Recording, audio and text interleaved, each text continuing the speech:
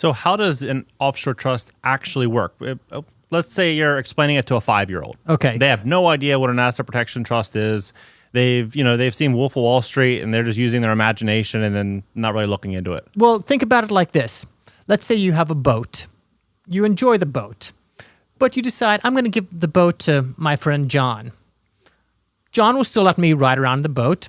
John will still let me go and bring some friends on the boat and take some pictures for Instagram. We've got a boat. We can enjoy the boat, no problem.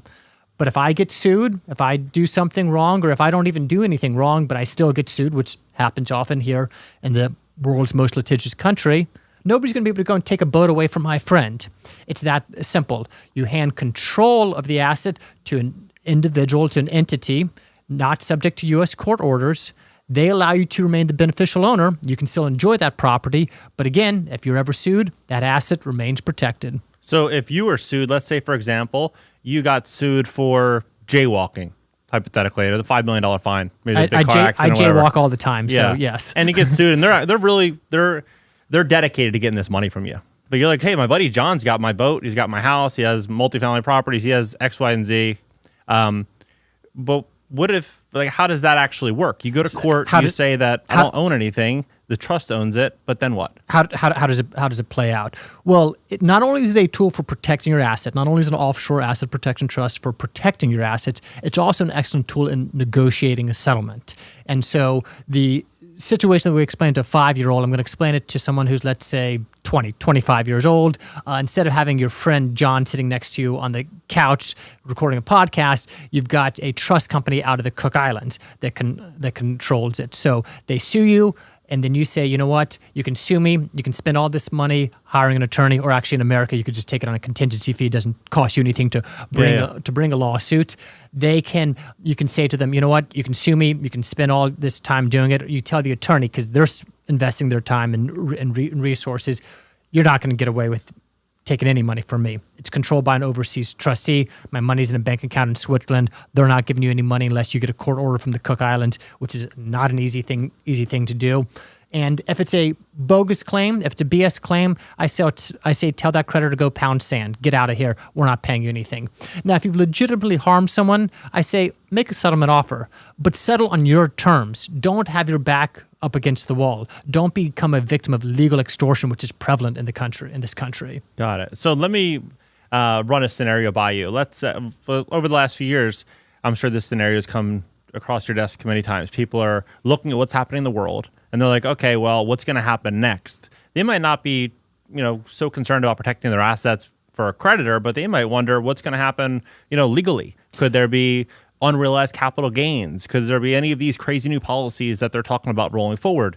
So there are several benefits of creating an offshore asset protection trust. The main reason I get my phone rings is people are looking for protection from lawsuits, creditors, divorce, business disputes, car accidents. That's the most common reason that people set up Cook Islands Trust. But there are other benefits of setting up a Cook Islands Trust. Estate planning. After you pass away, money inside of a trust avoids probate. It also has the benefit of opening you up to more investment options than you have as a U.S. individual. Certain investments as a U.S. individual you cannot make, but through an offshore trust, you have access to those investments. To answer your question, though, another benefit of an offshore structure is it protects you from political instability. And individuals like you and me who've probably spent a little bit too much time researching on the internet are aware that there are some potential instabilities in the United States. And if you want to protect yourself from those, an offshore trust is a great way to do that. Yeah, I was reading that there's 21 other locations that are trying to join BRICS. And there's a lot of people questioning, the stability long-term of the dollar. Stanley Druckenmiller was talking about it, saying by, potentially 2030, the U.S. dollar may no longer be the reserve currency. Correct. We've heard this threat for a while. It seems to be mounting right now. I think that may be some of the strings behind the wars we're seeing, but that's a little bit speculation that I'll stay away from. Yeah, 100%. So tell me, what locations are the best for asset protection? So there are 3 jurisdictions that I consider to be the top 3 jurisdictions for an offshore asset protection trust.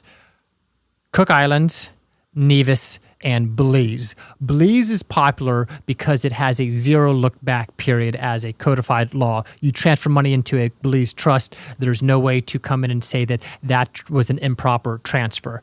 Now, Belize, there is a lack of stability with the government, with the regulations, even with the trust companies there, that makes me hesitant to make Belize my first choice of an asset protection trust. It is a jurisdiction in certain circumstances I will utilize, but it's not my first choice.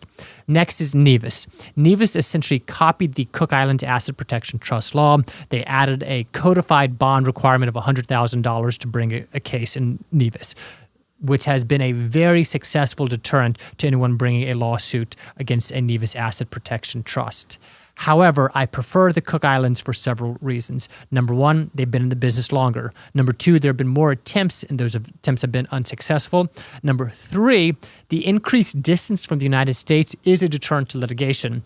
And number four, the mentality of the government of the Cook Islands is much more asset protection oriented than Nevis. Nevis makes a lot of money by selling passports. They are not as focused and committed to the asset protection business as the Cook Islands. I actually recently sent a letter to the government of Nevis telling them that they need to protect their legislation better if they want to continue to have attorneys like myself send business there and support the legislation.